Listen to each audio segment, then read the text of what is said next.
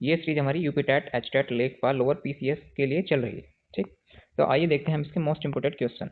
देखिए, बावड़ी step bell का मुख्य उद्देश्य क्या है? ये क्या होता है? ठीक, अनाज भंडारण, जल संरक्षण और सामुदायिक उपयोग, मनोरंजन, या फिर सैन्य सुरक्षा। बताइए क्या होगा, सोचिए और बताइए क्या होगा इसका आंसर। बढ़िया क्वेश्चन है। तो इसका आंसर होगा हमारा जल संरक्षण और सामुदायिक उपयोग। ठीक, चलिए देखते हैं थोड़ा थ्योरी के साथ। ये क्या है? भारत के प्रमुख सूखे इलाकों जैसे कि राजस्थान में वर्षा जल को बचाने के लिए टांका, जोहड़ा, बावड़ियां का उपयोग किया जाता है। हाल के एग्जाम में घड़ीसार, जैसलमेर जैसे तालाब के बारे में बहुत पूछा जा रहा है। तो देखिए, इसको थोड़ा सा और हम इसको कंसेप्ट को क्लियर कर लेते हैं, जैसे कि टाका क्या है, जोड़ क्या है और बावड़ियां क्या है, इनको क्लियर करते हैं। बावड़ियां, तो बावड़ियां क्या है? ये इसमें एक सीढ़ी, दोबारा सीढ़ी नुमा क्या होता है, पेड़ियां होती है इसमें, जिसके अंदर हमारा गहरा जल संचयन का एक करने का एक तरीका है, जो पीने योग्य पानी होता है हमारा, इसमें से ही हम पानी पीने के लिए यूज करते हैं। दूसरी बात है टाका। ये क्या है? पक्का जोड़, पक्का क्या होता है? पक्का कुआं होता है एक, जो घर के आंगन में बनाया जाता है, जो बारिश के पानी के उपयोग के लिए, पीने के लिए, सुरक्षित रखने के लिए एक पारंपरिक विधि है। इसको ढक्कन भी होता है इसका, टाका का, इसको ढक कर रखा जाता है। जोड़ क्या है? ये भी एक, ये एक कच्चे, ये पक्का होता है, और ये क्या होता है हमारा? जोड़ कच्चा होता है। इसमें भी, इसमें बारिश का पानी संचयन किया जाता है और इसमें भी बारिश का पानी संचयन किया जाता है हमारा। बस ये क्या होता है? ये कच्चा होता है, इसमें जानवरों वगैरह इसमें क्या करते हैं? पानी पीते हैं, यह भूजल होता है। और ये होता है हमारा घड़ी सार तालाब। ये कहाँ पर है? तो ये हमारा जैसलमेर में है। वर्षा जल की आपूर्ति के लिए प्रसिद्ध ऐतिहासिक विशाल जलाशय है। ठीक, ये हमारा 9 तालाबों को मिलकर बनाया गया है हमारा कौन सा? घड़ीसार तालाब। कहाँ है? जैसलमेर। ठीक, चलिए देखते हैं हमारा नेक्स्ट क्वेश्चन। एक घास के मैदान में पारिस्थितिक तंत्र में संख्या का पिरामिड कैसा होता है? तो संख्या का पिरामिड तो हमारा कैसा होता है बताओ? हमेशा उल्टा होता है। ये हमारा रिपीटेड क्वेश्चन है। ऊर्जा का पिरामिड हमारा हमेशा सीधा, और संख्या का पिरामिड हमारा कैसा होता है? हमेशा ऑलवेज उल्टा। इसको भी समझेंगे चित्र की सहायता से। पहला थ्योरी देख लीजिए। चार्ल्स एल्टन, किसने? चार्ल्स एल्टन ने पिरामिड की अवधारणा दी थी, और शब्द किसने दिया था? बताइए, कमेंट में बताना। घास के मैदान में उत्पादक सबसे अधिक होते हैं। घास के मैदान में क्या होते हैं? उत्पादक सबसे अधिक होते हैं। और शीर्ष उपभोक्ता जैसे शेर सबसे कम होते हैं। इसीलिए यह सीधा बनता है। लेकिन एक पेड़ की तंत्र में संख्या का पिरामिड हमेशा कैसे बनता है? उल्टा। क्योंकि पौधों की संख्या कितनी होगी? संख्या कितनी होगी? सबसे ज्यादा। फिर उसका 10% कितना होगा? वो कम हो जाएगा। फिर उसका 10% संख्या डिपेंड करती है, इसमें संख्या डिपेंड करती है, और इसमें हमारा ऊर्जा डिपेंड करती है। चलिए देखिए, घास के, यह है घास के मैदान का पिरामिड।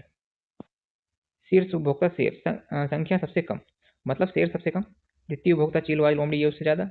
और प्राथमिक उपभोक्ता उससे ज्यादा, शाकाहारी। और उत्पादक सबसे ज्यादा। ठीक, तो घास के मैदान का पिरामिड कैसा हो गया हमारा? सीधा। और एक पेड़, ये ऊर्जा का पिरामिड है हमारा, ऊर्जा का। और देखें, एक पेड़ का पिरामिड, किसका? एक पेड़ का पिरामिड। अपघटक परजीवी लाखों, जो अपघटक परजीवी हैं वो हमारे, वे लाखों होते हैं। द्वितीय उपभोक्ता उससे कम, प्राथमिक उपभोक्ता उससे कम, और पेड़ तो होता है एक ही। तो ये हमारा संख्या का पिरामिड है। किसका? संख्या, मतलब संख्या तो एक है ना, तो ये सबसे कम होगा, तो उल्टा हो जाएगा। और उतना अपघटक तो हमारे काफी होते हैं ना, सूक्ष्म जीव होते हैं, लाखों जीव होते हैं ये तो, इसलिए हमारा उल्टा हो गया। चलिए देखते हैं हम अपना अगला। थर्ड है हमारा क्या? Green muffler. तो ग्रीन मफलर, इसका संबंध किस प्रकार के प्रदूषण को नियंत्रित करने से है? बताइए, वायु के, जल के, ध्वनि के, या फिर मृदा के? तो इसका आंसर होगा हमारा, बताओ कौन सा आंसर होगा हमारा? आंसर होगा इसका सी। सी इसका आंसर होगा। ठीक, ध्वनि प्रदूषण को कम करना क्या है हमारा? ग्रीन मफलर, ध्वनि प्रदूषण को कम करना। देखिए थोड़ी थ्योरी देखिए, फिर उसके बाद हम इसको भी चित्र के अनुसार देखेंगे। सड़कों के किनारे और आबादी वाले क्षेत्रों में 4 से 6 कतारों में घने पेड़ जैसे अशोक या नीम लगाए जाते हैं, ताकि शोर नॉइज को सोख सकें। इसे ही ग्रीन मफलर कहा जाता है। ठीक, देखिए चित्र, मतलब क्या है कहने का? ये पेड़ ऐसे हैं हमारे सड़कों के किनारे, ग्रीन मफलर के पेड़ लगाए, ग्रीन मफलर का उपयोग किया जाता है, मतलब तो ये क्या करते हैं? ध्वनि प्रदूषण का, शोर प्रभाव को क्या करते हैं? जो देखो, ये ध्वनि प्रदूषण है, आवाज कभी इधर कभी इधर कभी इधर, दुनिया भर की फैलेगी आबादी वाले क्षेत्र में। शोर स्रोत क्या होंगे? बहुत ज्यादा होगा शोर स्रोत, वाहनों का शोर बहुत अधिक होगा। तो क्या कर दिया जाता है? इसके अशोक के, नीम के, बरगद के, ये अशोक के पेड़ सबसे ज्यादा, और नीम बरगद के पेड़ ये क्या कर दिए जाते हैं? लगाए जाते हैं। तो ये क्या करते हैं? शोर शोषक। अब वृक्षारोपण की अवधारणा अपनाई गई। ये क्या करते हैं, शोर को क्या करते हैं, अवशोषण कर लेते हैं, ऑब्जर्व कर लेते हैं अपने अंदर, तो ये कतार लगाई जाती है, तो इसको ही बोलते हैं क्या, ग्रीन मफलर, ध्वनि रोधी पर्दा का ये क्या करते हैं, कार्य करते हैं, ध्वनि रोधी पर्दे का कार्य करते हैं। ठीक है, चलिए देखते हैं अपना अगला क्वेश्चन। वन्य जीव संरक्षण, इसको भी हम थोड़ा चित्र से भी देखेंगे।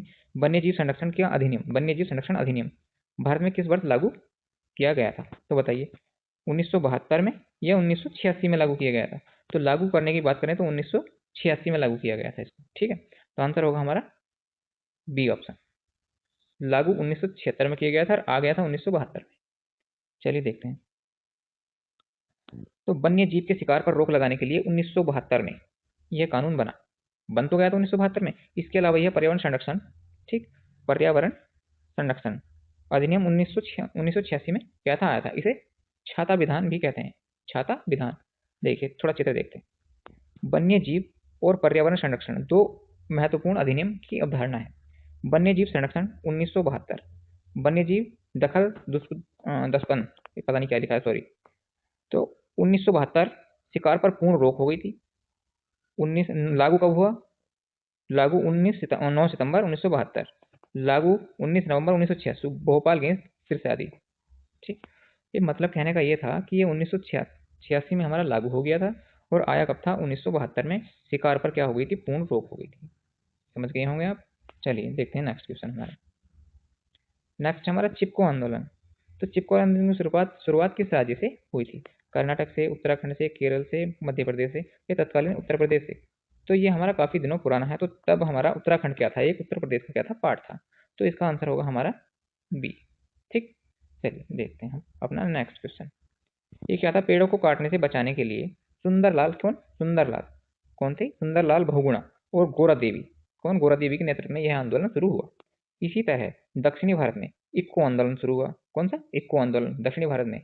और राजस्थान में बिश्नोई आंदोलन चालू हुआ। ये प्रसिद्ध है हमारे, कौन कौन से, एक तो हमारा इक्को आंदोलन भी मोस्ट है, और अभी बिश्नोई आंदोलन भी मोस्ट है, और चिपको आंदोलन भी मोस्ट है। बिश्नोई आंदोलन हमारा राजस्थान, इक्को आंदोलन हमारा दक्षिणी भारत के केरला में, कहाँ, केरल में हुआ, और वो हुआ हमारा उत्तराखंड और तत्कालीन यूपी में। देखिए थोड़ा सा। ठीक है, चलिए आज का टॉपिक हमारा यहीं खत्म होता है। वीडियो को लाइक और सब्सक्राइब करना ना भूलें, सब्सक्राइब करना ना भूलें। वीडियो का कंटेंट बहुत अच्छा है, आपको ऐसे ही मिलती रहेगी देखने के लिए। सड़कों के किनारे ग्रीन मफलर, ध्वनि प्रदूषण का पारंपरिक समाधान, ध्वनि प्रदूषण, शोर का प्रभाव, ग्रीन मफलर, शोर शोषक वृक्षारोपण की अवधारणा। ठीक, तो ये क्या है हमारा, ग्रीन मफलर है हमारा शोर शोषक वृक्षारोपण।